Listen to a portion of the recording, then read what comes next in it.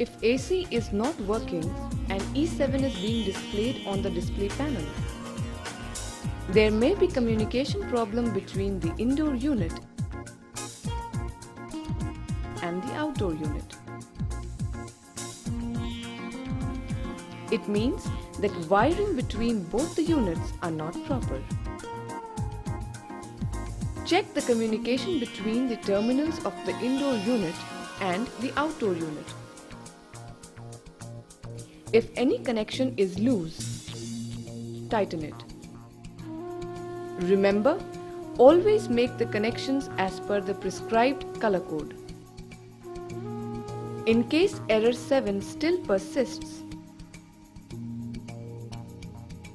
change the SPDU PCB.